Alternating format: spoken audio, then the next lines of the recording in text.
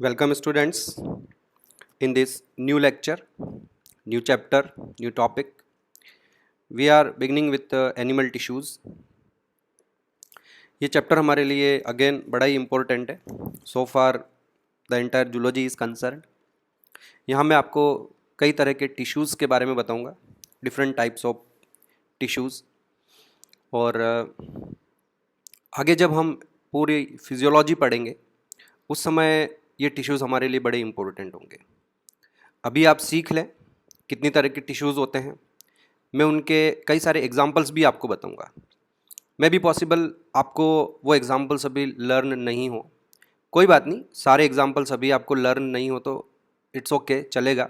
Possible भी नहीं है क्योंकि जब मैं आपको टिश्यू पढ़ाना शुरू करूँगा, मैं आपको बताऊँगा कि ये dense irregular white fibrous connective tissue है, या ये येलो फाइब्रस कनेक्टिव टिश्यू है, या ये सूडो स्ट्रेटिफाइड एपिथेलियम है. तो अब आपको इनके एग्जांपल्स भी साथ में बताऊंगा. अब मैंने बता दिया कि dense irregular white fibrous connective tissue muscles की पेरीमाइशियम और एपीमाइशियम में मिलता है, या बोन की पेरीओस्टियम पर मिलता है, या ट्यूनिका एडवेंटिशिया इसका बना हुआ है, तो आपको ये सारे ऑर्गन्स के नाम तो भी पता नहीं है बच्चों. तो इट्स ओके, नहीं पता है तो चलेगा, कोई बात नहीं. अभी आप जो टिश्यू मैं आपको पढ़ा रहा हूँ उस टिश्यू का स्ट्रक्चर, उसकी प्रॉपर्टीज़, उसमें कौन कौन सी सेल्स पाई जाती है, उन सेल्स के क्या फंक्शंस हैं, ये सारी चीज़ें अच्छे से आपको पता होना चाहिए कि वो टिश्यू दिखता कैसा है, उस टिश्यू की क्या कैरेक्टरिस्टिक फीचर्स हैं. ये नहीं हो जाए कि मैं आपको रेस्पिरेटरी सिस्टम पढ़ाऊँ और उस समय मैं आपको बताऊं कि ट्रेकिया की जो इनर लाइनिंग है वो pseudo stratified ciliated columnar glandular epithelium है. अब आप उस समय चक्कर खा जाओ कि भाई ये सूडो स्ट्रेटिफाइड एपिथेलियम क्या है. ये नहीं होना चाहिए. अभी मैं आपको बताऊं कि सूडो स्ट्रेटिफाइड एपिथेलियम के फीचर्स ये हैं, तो आपको उनको आगे तक हमेशा के लिए याद रखना है. क्योंकि जब मैं डाइजेस्टिव सिस्टम या रेस्पिरेटरी सिस्टम या एक्सक्रीटरी सिस्टम पढ़ाने बैठूंगा तो डाइजेस्टिव सिस्टम में मैं बताऊंगा कि सब म्यूकोजा जो है वो लूज कनेक्टिव टिश्यू है. तो अब आप बोलो, आंखें फाड़ के बैठ जाओ, लूज कनेक्टिव टिश्यू क्या है. तो भाई ये चीज़ें आपके नहीं होनी चाहिए. पूरी आगे की जो फिजियोलॉजी होगी, जितने भी हम सारे सिस्टम्स पढ़ेंगे उनमें सारे टिश्यूज़ जो हैं हम उनको स्टडी आगे करेंगे, उनके बारे में बात करेंगे. तो अब मैं वहाँ आपको वापस फिर से टिश्यू पढ़ाने नहीं बैठूंगा. सिंपली मैं एक स्टेटमेंट दे दिया कि जो सब म्यूकोसा है वो लूज कनेक्टिव टिश्यू है या एरियोलर कनेक्टिव टिश्यू है. तो अब आपको ये पता रहना चाहिए कि एरियोलर कनेक्टिव टिश्यू क्या होता है. मैं एरियोलर कनेक्टिव टिश्यू वापस वहाँ आपको एक्सप्लेन नहीं करूँगा. तो ये चीज़ आपको मैं समझाने की कोशिश कर रहा हूँ. इस चैप्टर में आप सीखें, different type of animal tissues के बारे में सीखें, उनकी प्रॉपर्टीज़ देखें, सब रखें. उनके एग्जाम्पल्स अभी आपको सारे याद नहीं हो तो जैसा कि मैं बता रहा हूँ, इट्स ओके फॉर नाउ. जब आप पूरी फिजियोलॉजी पढ़ लोगे और फिजियोलॉजी पढ़ने के बाद एक दिन वापस ये एनिमल टिश्यू वाले नोट्स या ये जो वीडियो है आप इसको चलाओगे, प्ले करोगे, तो फिर आपको एग्जाम्पल्स भी सारे इजीली याद रहेंगे. रिवीजन तो करना ही पड़ेगा. सारा का सारा एंड में फिजियोलॉजी पढ़ने के बाद एक बार एनिमल टिश्यू पर वापस नज़र डालनी ही पड़ेगी आपको for your all those competitive exams जो आप आगे देने वाले हैं. पर जो टिश्यू वाला चैप्टर है, मानकर चलें बच्चों कि ये हमारा बेस है फिजियोलॉजी पढ़ने के लिए. ओके, तो before proceeding to exactly tissues, कुछ हमारे साइंटिस्ट हैं उनके बारे में बात कर लेते हैं. ये जो टर्म टिश्यू है ये बाइचेट ने दी थी. स्टडी ऑफ टिश्यू जो होता है उसे हम हिस्टोलॉजी कहते हैं, और हिस्टोलॉजी टर्म सबसे पहले मेयर ने दिया है, लेकिन उसने सिर्फ टर्म दी है. हिस्टोलॉजी की सबसे ज़्यादा जो स्टडी की है, फादर ऑफ हिस्टोलॉजी जिसे हम कहते हैं, वो है बाइचेट. Okay, now come to the definition of tissues. और जो डेफिनेशन है टिश्यू की वो सिंपल है. देखिए, a group of cells in which cells are similar in origin, structure and function. ये डेफिनेशन आप कई बार सुन चुके होंगे, पढ़ चुके होंगे, और आपको लर्न भी होगा कि सेल्स का एक ऐसा ग्रुप जिसमें सभी सेल्स का ओरिजिन कॉमन हो, उनके स्ट्रक्चर एक जैसे हों, और उन सेल्स के फंक्शन भी एक जैसे हों. तो ठीक है, करेक्ट, कोई बात नहीं है. टिश्यू बहुत पहले से बन चुके हैं. जब से हम सिलेंट्रेटा की बात करते हैं, क्योंकि पोरीफेरा में तो नहीं करेंगे, पोरीफेरा में सेलुलर लेवल ऑफ ऑर्गेनाइजेशन है, वहाँ सेल एग्रीगेशन बॉडी प्लान है। लेकिन पोरीफेरा के बाद सिलेंट्रेटा से tissue level of body organisation है। तो वहाँ आपको याद होगा कि जो सिलेंट्रेट्स हैं उनकी बॉडी वॉल में बाहर की तरफ एपिडर्मिस और अंदर की ओर गैस्ट्रोडर्मिस होती है, जहाँ एपिडर्मिस का ओरिजिन एक्टोडर्म से है, गैस्ट्रोडर्मिस जो अंदर वाली लेयर है उसका ओरिजिन एंडोडर्म से है।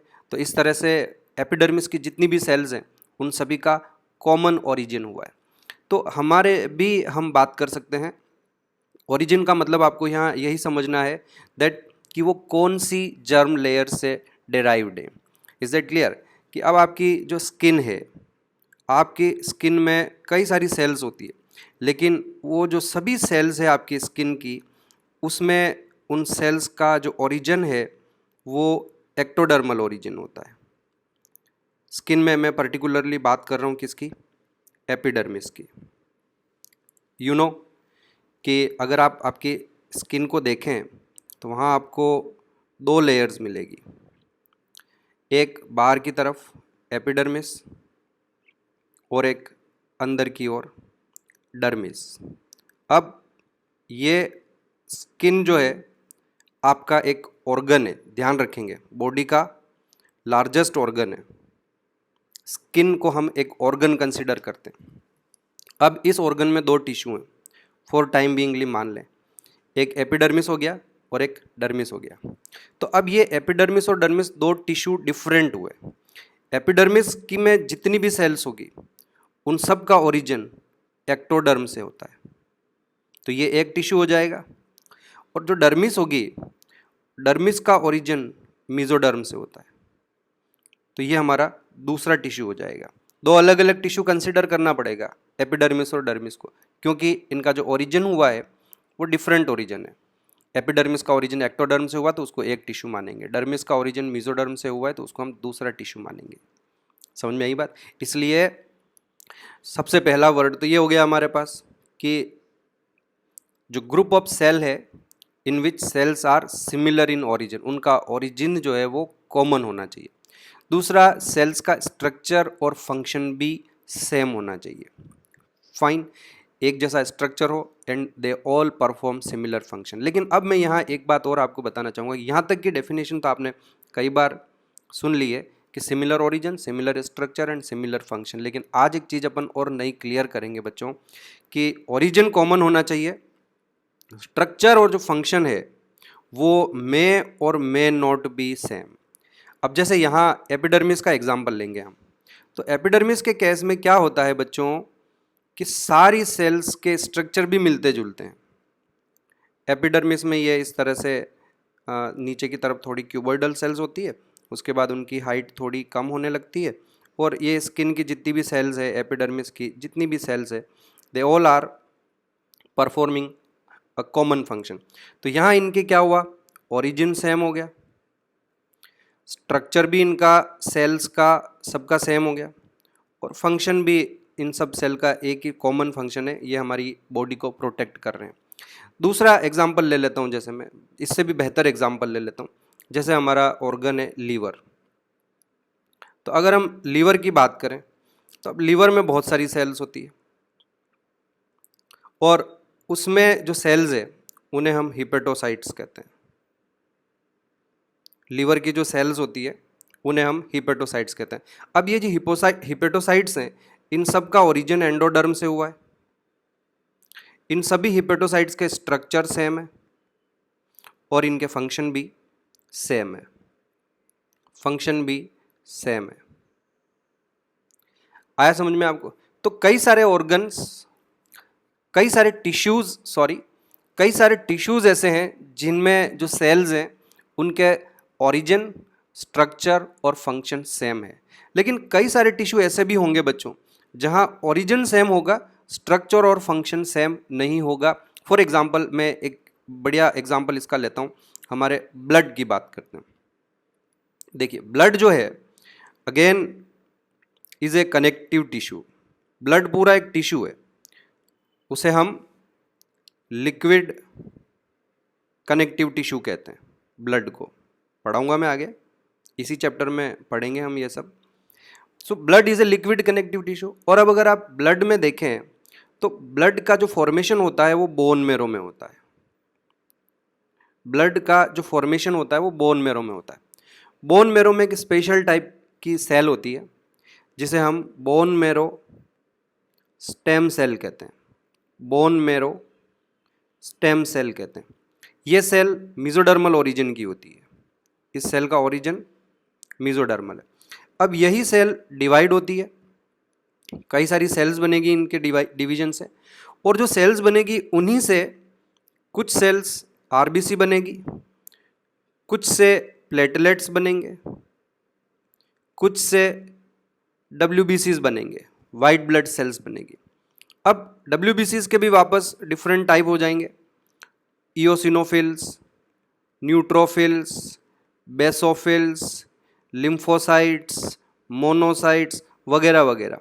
तो ये अभी मुझे इनके नाम आपको बाद में डिटेल में पढ़ूंगा, मैंने क्लियरली इन्हें लिखा भी नहीं है। मेरा कहना आप लोगों को ये है कि ब्लड इज ए टिश्यू, एक टिश्यू हुआ। अब ब्लड में जो सेल्स आप देख रहे हैं तो आपको पता चल रहा है कि इनके डिफरेंट टाइप ऑफ सेल्स है, और ऑब्वियसली इनके स्ट्रक्चर भी डिफरेंट है। आरबीसी का स्ट्रक्चर डिफरेंट होता है, प्लेटलेट्स के स्ट्रक्चर डिफरेंट होते हैं, डब्ल्यूबीसी के स्ट्रक्चर डिफरेंट होते हैं। स्ट्रक्चर डिफरेंट हो गए, इन सब के फंक्शंस भी डिफरेंट है। आरबीसी का फंक्शन ऑक्सीजन का ट्रांसपोर्टेशन करना है, प्लेटलेट्स का फंक्शन ब्लड की क्लॉटिंग को करना है, ब्लड को क्लॉट करना है। डब्ल्यूबीसीज जितनी भी तरह के होते हैं they have their immune roles, immune system में उनके फंक्शंस होते हैं, डिफरेंट फंक्शंस होते हैं। तो यहाँ एक बात प्रूव हो जाती है कि जो टिश्यू होता है उसमें जितनी भी सेल्स हैं उनका ओरिजिन सेम होना चाहिए, उनके स्ट्रक्चर और फंक्शन सेम हो भी सकते हैं और सेम नहीं भी हो सकते हैं। एक और एग्जांपल से मैं यहाँ आपको इसको प्रूव करके बताऊंगा कि मान लीजिए यहाँ ले लेते हैं हम एक ऑर्गन, एक ग्लैंड का नाम सुना होगा आपने, एड्रिनल ग्लैंड, किडनी के ऊपर होती है। अगर आप इसका सेक्शन काटते हो एड्रिनल ग्लैंड का तो आपको पता चलेगा कि उसमें दो टिश्यू हैं। बाहर की तरफ एक टिश्यू है जिसे कॉर्टेक्स कहते हैं, और अंदर की तरफ एक टिश्यू है जिसे हम मेड्यूला कहते हैं। फाइन। अब हम क्या कर रहे हैं कि यहाँ पर एक, मैं इसको थोड़ा सा और एनलार्ज कर लेता हूँ कि ये बाहर की तरफ कॉर्टेक्स हो गया और ये अंदर की तरफ मेड्यूला हो गया। तो ये मैंने उसका एक इस तरह का सेक्शन काटा है, पार्ट उसका लिया है। ये इतना जो पोर्शन है ये पूरा कॉर्टेक्स है, और ये जो अंदर वाला पार्ट है ये मेड्यूला है।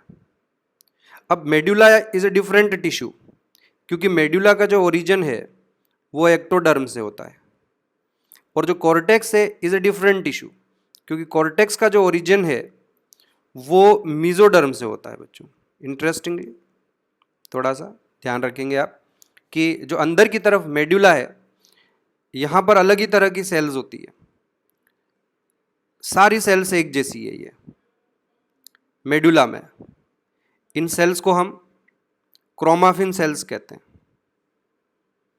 क्रोमाफिन सेल्स कहते हैं। अब अगर हम मेडुला की बात करें तो हमारी डेफिनेशन का ये वाला पार्ट प्रूव होता है, origin structure and function same.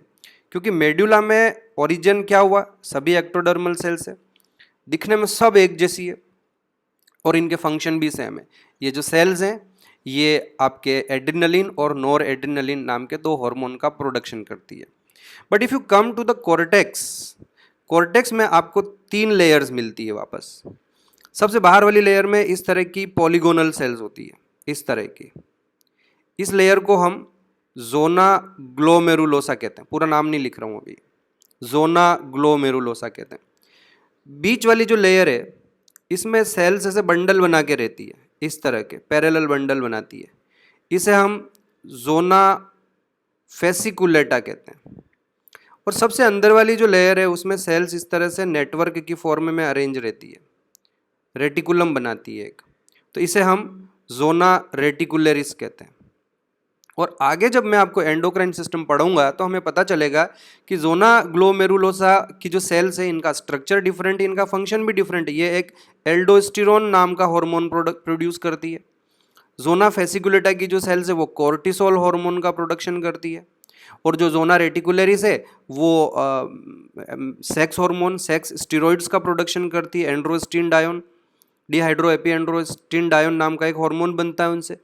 तो यहाँ आपको भी ये हार्मोन के नाम और ये सब याद करने की ज़रूरत नहीं है। मेरा जो आपको बताने का पर्पज़ है, डेफिनेशन को प्रूव करना चाह रहा हूँ मैं, डेफिनेशन को एक्सप्लेन करना चाह रहा हूँ विथ फ्यू एग्जांपल, कि किसी भी टिश्यू में जो सेल्स होती है उनके ओरिजिन, स्ट्रक्चर और फंक्शन की जब हम बात करते हैं तो ओरिजिन हमेशा सेम होना चाहिए सेल्स का, फंक्शन में और may not be similar. Okay बच्चों, so with this part we complete the definition. अब आगे बढ़ते हैं बच्चों, और हम बात करते हैं कि एनिमल्स में कितनी तरह के टिश्यूज़ हैं। बड़ा ही एक हमारे लिए रिलैक्सेशन का पॉइंट है कि अनलाइक प्लांट्स, एनिमल्स में सिर्फ 4 तरह के टिश्यू होते हैं। एक एपिथेलियल टिश्यूज़ होते हैं, इन्हें हम सरफेस मेकिंग टिश्यू कहते हैं, लाइनिंग टिश्यू कहते हैं, कवरिंग टिश्यूज़ कहते हैं।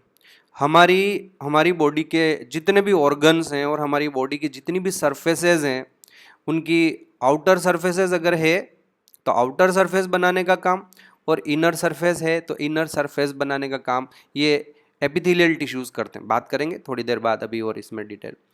दूसरे जो हमारे पास टिश्यूज़ हैं वो है कनेक्टिव टिश्यू। ये बेसिकली गैप फिलिंग टिश्यूज़ कहलाए जाते हैं, कि किन्हीं भी दो ऑर्गन्स के बीच में, किन्हीं भी दो टिश्यूज़ के बीच में ये कनेक्टिव टिश्यूज़ प्रेजेंट होंगे, जो अलग अलग ऑर्गन्स को, अलग अलग टिश्यूज़ को आपस में मेनली कनेक्ट करने का काम करते हैं। पर इनके कुछ स्पेशलाइज्ड फंक्शन भी हैं, जैसे blood itself is a connective tissue, तो वो फिर गैप फिल करने का काम नहीं कर रहा है, वहाँ वो ट्रांसपोर्टेशन का काम कर रहा है। सिमिलरली बोन और कार्टिलेज भी स्पेशलाइज्ड कनेक्टिव टिश्यू है, तो वो आपको फ्रेमवर्क और सपोर्ट प्रोवाइड करते हैं। बट जो दूसरे most of the connective tissues होंगे वो आपका गैप फिलिंग का काम करते हैं, या दो ऑर्गन के बीच में उनको आपस में कनेक्ट करने का काम करते हैं, इसलिए हम इसे कनेक्टिव टिश्यू कहते हैं। तीसरा हमारे पास पूरा हमारा नर्वस सिस्टम जिससे बना हुआ है, brain, spinal cord, cranial nerves, spinal nerves, ये सारा आपका न्यूरल टिश्यू हो जाएगा। और एक चौथा जो होगा वो हमारा मसल टिश्यू होगा। तो थैंकफुली पूरी बॉडी, हमारी बॉडी के जितने भी ऑर्गन्स हैं, ये सभी ऑर्गन्स कुल मिला के 4 ही तरह के टिश्यूज से बने हुए हैं। Epithelial tissues, connective tissue, neural tissue और मसल टिश्यू।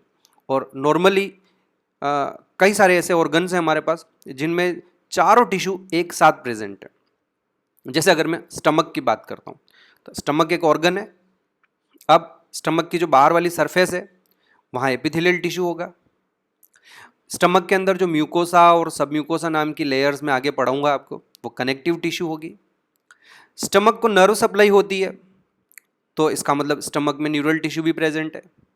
और स्टमक की वॉल में एक लेयर ऐसी है जहाँ स्मूथ मसल्स होते हैं, जिससे स्टमक में कॉन्ट्रैक्शन हो रहे हैं, तो इसका मतलब वहाँ पर मस्कुलर टिश्यू या मसल टिश्यू भी प्रेजेंट है। तो many of the organs are having all 4 types of tissues, और कई सारे ऐसे ऑर्गन्स भी हैं जिनमें सभी 4 टाइप ऑफ टिश्यूज़ नहीं होते हैं। अब जैसे ब्रेन हो गया, अगर हम ब्रेन की बात करेंगे तो वहाँ पर मसल टिश्यू एब्सेंट होगा, वहाँ न्यूरल टिश्यू, कनेक्टिव टिश्यू और एपिथेलियल टिश्यूज़ ही प्रेजेंट होंगे, लाइक दैट। ओके, अब एक और पॉइंट जो हमें याद रखना है, अपने दिमाग में क्लियर करके रखना है, भूलना नहीं है, कि हमारी बॉडी में जो 4 तरह के टिश्यूज़ हैं उनके ओरिजिन क्या होते हैं। तो very much clear, epithelial tissues जो होते हैं उनका ओरिजिन कोई भी हो सकता है। पूरी बॉडी में कई जगह पर आपको एपिथेलियल टिश्यूज़ मिलेंगे, और उनका ओरिजिन जो है एक्टोडर्मल भी हो सकता है, मेसोडर्मल भी हो सकता है और एंडोडर्मल भी हो सकता है। वो मैं एक्सप्लेन करूँगा जब मैं एपिथेलियल टिश्यूज़ पढ़ाने बैठूंगा, कि कहाँ कहाँ हमारे पास एपिथेलियल टिश्यूज़ एक्टोडर्मल ओरिजिन के हैं, कहाँ मेसोडर्मल ओरिजिन के हैं, कहाँ एंडोडर्मल ओरिजिन के हैं। कनेक्टिव टिश्यू बॉडी में जितने भी हैं वो हमेशा मेसोडर्मल ओरिजिन के ही होते हैं। यानी कि अब देखो, कनेक्टिव टिश्यू हम आगे पढ़ेंगे तो 3 तरह के कनेक्टिव टिश्यू पढ़ेंगे हम। एक लूज कनेक्टिव टिश्यू के बारे में बात करेंगे, दूसरा डेंस कनेक्टिव टिश्यू पढ़ेंगे, और कुछ स्पेशलाइज्ड कनेक्टिव टिश्यू पढ़ेंगे जिनके स्पेशलाइज्ड फंक्शन है। अब स्पेशलाइज्ड कनेक्टिव टिश्यू में भी 2 तरह के होंगे, एक कनेक्टिव टिश्यू स्केलेटन और एक connective tissue vascular. Connective tissue skeleton में हम बोन और कार्टिलेज पढ़ेंगे, कनेक्टिव टिश्यू वस्कुलर में हम सिर्फ ब्लड के बारे में बात करेंगे। Now what I want to tell you कि ये जितने भी स्ट्रक्चर्स हैं, चाहे loose connective tissue, dense connective tissue, specialised connective tissue में बोन हो गया, कार्टिलेज हो गया, ब्लड हो गया, इन सभी के ओरिजिन जो होंगे वो मेसोडर्मल होंगे। फाइन, देन हम ये भी बात करेंगे कि हमारी बॉडी में कनेक्टिव टिश्यू का मास कितना होता है। तो ऑलमोस्ट 30% मास जो है हमारी बॉडी में कनेक्टिव टिश्यू का होता है। और जैसा कि आप देख सकते हैं यहाँ मैंने सबके लिखे हुए हैं, एपिथेलियल टिश्यू का जो मास है वो बॉडी में 10%, क्योंकि इनको सरफेसेस बनानी होती है सिर्फ, तो 10% मास है। कनेक्टिव टिश्यू में आप जैसा कि देख रहे हैं कि बोन भी आती है, कार्टिलेज भी आता है, ब्लड भी आता है, और उसके अलावा ये लूज कनेक्टिव टिश्यू और डेंस कनेक्टिव टिश्यू भी आते हैं। तो इस वजह से इनका परसेंटेज थोड़ा ज़्यादा है, 30% मास इनका लगभग रहता है। लेकिन यहाँ एक स्टेटमेंट दिया हुआ है, most abundant and widely distributed. 2 minute के लिए आप इस स्टेटमेंट को याद रखें खाली, और आगे अभी हम बात करेंगे। Most abundant and widely distributed. Then come to the neural tissue. Neural tissue हमारे पास बाई मास 10% ही होता है। एंड देन मसल टिश्यू जिसका 40 to 50% मास है। तो अब ये जो परसेंटेज अगर हम देखें तो परसेंटेज देखने से हमें ये पता लगता है कि बॉडी में जो सबसे ज़्यादा टिश्यू प्रेजेंट है वो मसल टिश्यू है। 40 से 50% बॉडी का मास अगर मसल टिश्यू का, बाकी का दिख रहा है आपको 10%, 30% और 10% है। वट एवर इट इज़, जो दिख रहा है वो आपको यूं का यूं याद रखना है। अब ये कॉन्ट्राडिक्टरी स्टेटमेंट है, पर्टिकुलरली ये जो स्टेटमेंट है ये हमारे पास यहाँ कॉन्ट्राडिक्टरी स्टेटमेंट बन रहा है कि बाई मास ये 30% है, लेकिन ये हमारा most abundant and widely distributed है। मोस्ट एबंडेंट का मतलब यही हुआ सबसे ज़्यादा इसी का होगा, यही होगा। लेकिन अब ऐसा है, जो भी स्टेटमेंट है हमारी बुक में ये दोनों लाइन लिखी हुई है कि मसल टिश्यू जो है वो 40 to 50% मास। तो अगर क्वेश्चन में आ जाए कि मसल का मास कितना है तो आपको 40 to 50% मास लिखना ही लिखना है। और अगर क्वेश्चन में ये आ जाए कि which is the most abundant and widely distributed tissue in our body, तो फिर उस समय आप मसल टिश्यू मत कर देना, उसका आंसर आपका कनेक्टिव टिश्यू रहेगा। क्लियर? तो हमें हमारी बुक के अकॉर्डिंग चलना ही पड़ता है, क्वेश्चंस आते हैं वहाँ से। नेशनल लेवल की रेपुटेड बुक है, उसमें जो लाइन लिखी हुई है कई बार उनको याद रखना पड़ेगा, क्योंकि जब एग्जामिनर पेपर सेट करता है ना बच्चों, तो उसने कोई एक चैप्टर खोला और वहाँ से पेपर सेट करने बैठा, उसको लगा कि यहाँ एक लाइन लिखी हुई है most abundant and widely distributed tissue, तो कौन सा होगा, उसने ऑप्शन में epithelial tissue, connective tissue, neural tissue और मसल टिश्यू डाल दिया। मे भी पॉसिबल को उसने मसल वाला चैप्टर नहीं पढ़ा हो, आप पढ़ रहे हो, उसने नहीं पढ़ा हो, उसने तो बस कनेक्टिव टिश्यू वाले चैप्टर से क्वेश्चन बना दिया, एक लाइन मिली उसको किताब में और वहाँ से उसने क्वेश्चन बना लिया। अब उसको पता ही नहीं है कि इसी बुक में आगे ये भी लिखा हुआ है कि मसल टिश्यू 40 to 50% मास होता है, यानी कि मोस्ट एबंडेंट तो वो हो गया। तो लेकिन अब ये आप उसको नहीं समझाने बैठोगे कि भाई आप आगे वाला चैप्टर भी पढ़ो। अब ये आपकी रिस्पॉन्सिबिलिटी, आपने किताब पढ़ी हुई है, आपको दोनों लाइन पता होनी चाहिए। ओके, तो इस तरह से इन दोनों लाइंस को आप अच्छे से याद रखें। मसल टिश्यू का जो मास होगा वो 40 to 50% होगा। मसल टिश्यू वापस आगे 3 तरह के होते हैं, एक स्केलेटल मसल्स होते हैं, एक विसरल मसल्स होते हैं और कार्डियक मसल्स होते हैं। ये हमारे पास पूरा एक चैप्टर है मसल वाला अलग से, उसमें बात करेंगे। न्यूरल टिश्यू का हमारे पास पूरा एक अलग से चैप्टर है, नर्वस सिस्टम वाला चैप्टर है, उसमें हम बात करेंगे। लेकिन बच्चों मैं ये जो न्यूरल टिश्यू और जो मसल टिश्यू है वो अभी साथ में ही हम इसे पढ़ लेंगे, इन टिश्यूज़ वाले चैप्टर में ही पढ़ लेंगे। इवन हम ब्लड भी यहीं पढ़ लेंगे। तो उससे क्या होगा कि जब हम टिश्यू वाला चैप्टर पढ़ेंगे तो हमारे फिजियोलॉजी के 3 चैप्टर हाफ कंप्लीट हो जाएंगे। कौन कौन से? एक ब्लड वेस्कुलर सिस्टम का हाफ पार्ट यहीं कंप्लीट हो जाएगा, एक नर्वस सिस्टम का हाफ पार्ट इसी चैप्टर में कंप्लीट हो जाएगा, और एक मसल टिश्यू जो होगा उसका 60-70% पार्ट जो है, 70-80% पार्ट हमारा यहीं कंप्लीट हो जाएगा। तो इस तरह से बच्चों हमारे पास 4 तरह के टिश्यूज़ हैं सिर्फ बॉडी में, epithelial tissues, connective tissues, neural tissues और मसल टिश्यूज़। आगे बढ़ते हैं और शुरुआत करते हैं आज हम एपिथेलियल टिश्यूज़ से बच्चों।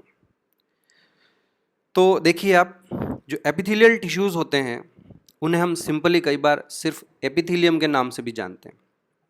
ये हमारा फर्स्ट फॉर्म्ड टिश्यू है। फर्स्ट फॉर्म टिश्यू का मतलब हमारी बॉडी में सबसे पहला टिश्यू कौन सा बनता है, तो हमारी बॉडी में सबसे पहला टिश्यू जो बनेगा वो एपिथेलियल टिश्यू बनेगा। याद करो, जब मैंने आपको पढ़ाया तो फर्टिलाइजेशन के बाद जाइगोट, जाइगोट के बाद क्लीवेज, क्लीवेज के बाद ब्लास्टुला बनता है एक। तो अब जैसे ये हमारे पास एक ब्लास्टुला बना है, तो आप देख सकते हैं कि ये होलो बॉल लाइक स्ट्रक्चर है। अब इस होलो बॉल लाइक स्ट्रक्चर जो है, तो इसमें आप देखो कि ये बाहर की तरफ एक सरफेस बनी हुई है। ओके, तो ऑब्वियसली ये एक सरफेस है, और सरफेस मेकिंग टिश्यूज जो होते हैं वो एपिथेलियल टिश्यू होते हैं। तो इस तरह से जो ब्लास्टोडर्म होती है, जो ब्लास्टुला की वॉल जिसे हम ब्लास्टोडर्म कहते हैं, वो एक तरह का एपिथेलियल टिश्यू है। तो हमारी बॉडी में जो 4 तरह के टिश्यूज होते हैं, उनमें से एम्ब्रियोनिक लाइफ में सबसे पहले बनने वाला टिश्यू कौन सा होता है? एम्ब्रियोनिक लाइफ में सबसे पहले बनने वाला टिश्यू एपिथेलियल टिश्यू होता है। और एपिथेलियल टिश्यू के जो ओरिजिन होते हैं, एडल्ट की बॉडी में जितने भी एपिथेलियल टिश्यू हैं, उनके ओरिजिन एक्टोडर्मल हो सकते हैं, मीजोडर्मल हो सकते हैं, एंडोडर्मल हो सकते हैं। मैं यहाँ पर एग्जांपल देता हूँ बच्चों और एक्सप्लेन करता हूँ। देखिए, आपकी जो स्किन है, अभी मैंने समझाया, स्किन में सबसे बाहर वाली जो लेयर होती है जिसे हम एपिडर्मिस कहते हैं, इस एपिडर्मिस का ओरिजिन एक्टोडर्म से हुआ है। तो एपिडर्मिस क्योंकि आपकी बॉडी की आउटर सरफेस बना रहा है, इसलिए epidermis is a epithelium, epidermis is an epithelial tissue, और इसका ओरिजिन एक्टोडर्म से हो गया। करेक्ट बच्चों। उसके बाद मीजोडर्मल एपिथेलियल टिश्यूज के बारे में बात करें तो देखिए, आप याद करिए बच्चों कि मेरे पास प्रोबेबली यहाँ एक डायग्राम होगा, नहीं है यहाँ एक डायग्राम लेते हैं हम।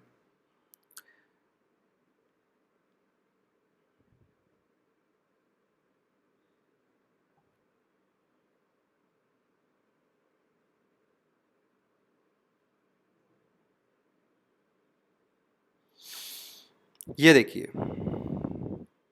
इस डायग्राम को आप ध्यान से देखें। हाँ, 2 डायग्राम आ गए, आई होप।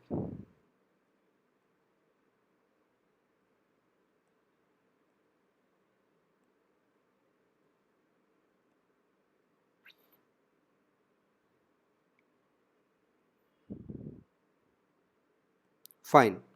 अब आप यहाँ आ जाएं बच्चों, ध्यान से सुनिएगा मैं आपको क्या समझा रहा हूँ। कुछ ये डायग्राम आपको याद होगा। इसी से मिलता जुलता डायग्राम मैंने यहाँ पे भी बना रखा है। चलो इसकी बात कर लेते हैं हम। देखिए, ये हमारे पास हमारी बॉडी वॉल है। ओके, इस बॉडी वॉल में बाहर की तरफ, यहाँ बाहर की तरफ आपकी स्किन हो जाएगी। सबसे बाहर की तरफ स्किन है, और स्किन में एपिडर्मिस है ही है, और एपिडर्मिस इज एन, अभी मैंने आपको बता दिया कि एपिथेलियल टिश्यू हो गया है, क्योंकि ये आपकी बॉडी की आउटर सरफेस बना रहा है। अब हम अगर अंदर की तरफ बात करें बच्चों, तो आप अंदर की तरफ ध्यान से देखिए कि जो बॉडी वॉल की ये वाली सरफेस होगी, बॉडी वॉल की अंदर वाली सरफेस, यहाँ पे थिन सेल्स, इस तरह की सेल्स की एक लेयर होती है। ये चीज़ पहले पढ़ा चुका हूँ, लेकिन मैं आज एक बार फिर से बताना चाह रहा हूँ आपको, हमेशा के लिए अब आप इसको आगे याद रखेंगे। तो ये जो मैंने पर्पल कलर की यहाँ लाइन ड्रॉ करी है अभी, वो बेसिकली इस तरह की सेल से बनी हुई है। सिंपल सेल्स है, फ्लैट सेल्स है। सेल्स की ये जो लाइन है बच्चों, इसे हम पेरिटोनियम कहते हैं, इसे हम पेरिटोनियम कहते हैं। इसको हम पेरिटोनियल मेम्ब्रेन भी कह सकते हैं। समझ में आया आपको? इसके अलावा ये जो आपको अंदर एलिमेंट्री कैनाल दिखाई दे रही है, उसके यहाँ बाहर की तरफ जो सरफेस है, वहाँ पर भी सेम इसी तरह की सेल्स की एक लेयर होगी। इसे भी हम पेरिटोनियम ही कहेंगे, उसी का पार्ट है, ये पेरिटोनियम ही है। हाँ, अब और ये जो स्पेस अब आपको यहाँ दिखाई दे रहा है, इस स्पेस को आप पेरिटोनियल कैविटी कह दीजिए, पेरिटोनियल कैविटी कह दीजिए। ओके बच्चों, अब मैं आपको यहाँ ये बताना चाहता हूँ कि जो पेरिटोनियल कैविटी है बच्चों, ये हमारी जो सिलोम होती है उसके इक्विवेलेंट है। यही हमारी सिलोम है। अगर आपको याद हो तो बॉडी वॉल और इंटरनल ऑर्गन के बीच की का जो स्पेस होता है उसको हम सिलोम कहते हैं, which should be lined by mesoderm on both the sides. तो यहाँ क्या है कि ये वाली जो पेरिटोनियम है, आउटर पेरिटोनियम, और ये जो इनर पेरिटोनियम है हमारी, दोनों की जो सेल्स है उनका शेप ऐसा होता है, ये जैसा कि मैंने आपको बताया, इस तरह की फ्लैट सेल्स है ये। ओके, और ये जो पेरिटोनियम है इसे ही हम मीजोथीलियम भी कहेंगे, इसे ही हम मीजोथीलियम भी कहेंगे। आया समझ में आपको?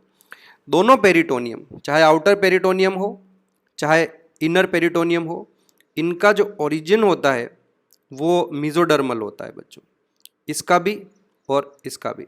जो आउटर पेरिटोनियम है उस आउटर पेरिटोनियम को हम सोमेटिक पेरिटोनियम या पेराइटल पेरिटोनियम भी कहेंगे।